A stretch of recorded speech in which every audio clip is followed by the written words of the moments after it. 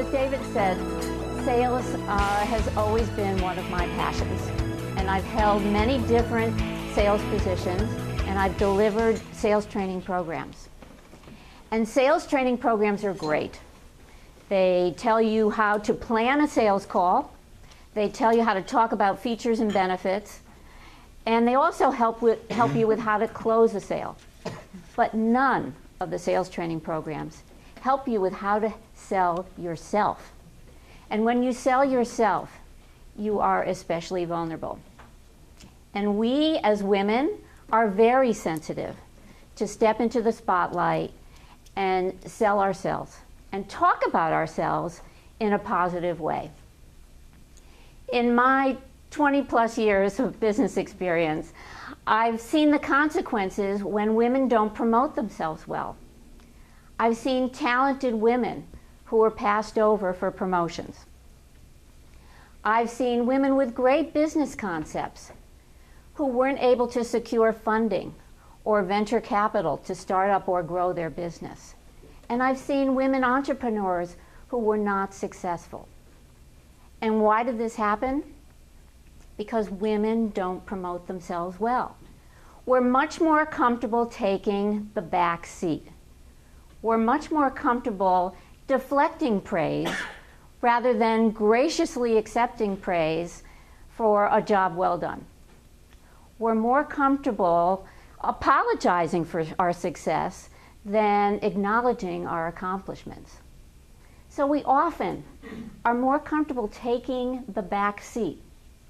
Sometimes we're automatically placed in the back seat, and sometimes we just want to be there ourselves because we're more comfortable. An example from my own career, in 2001, I was one of 3 executives starting up a healthcare technology company. I was the only woman. And we had a very elaborate business plan. We were going out to get venture capital, and we eventually did raise $18 million in venture capital. But we had our dog and pony show. We went to all the large venture capital firms on the East Coast and in Canada. And we were in New York one day in a venture capital firm. We got there early to set up. We walked into the boardroom, big long table, and we were setting up. And gradually, the members of the venture capital firm started coming in. And one of the men came over to me and said, "Would you mind going out and making sure that we have coffee?" And I looked around, and I was the only woman in the room. And what he was doing was he was actually pushing me into that role and pushing me into the back seat. What did I do? I extended my hand and said, "Let me introduce myself. I'm Bonnie Marcus, and I'm with this company. I'm Vice President of Sales." Oh. I didn't have to get the coffee. But the lesson there is that sometimes we're automatically seen in that role and put in that role, and we don't do anything to promote ourselves and push ourselves out into the spotlight. So why does this happen? Why do we hesitate to promote ourselves? It goes back to our upbringing. It goes back to the subtle and maybe not so subtle messages that we get from our parents, from our teachers, from our friends. That it's not right to brag. That we really should take the back seat and wait until people recognize us. That people won't like us if we talk about ourselves in a positive way.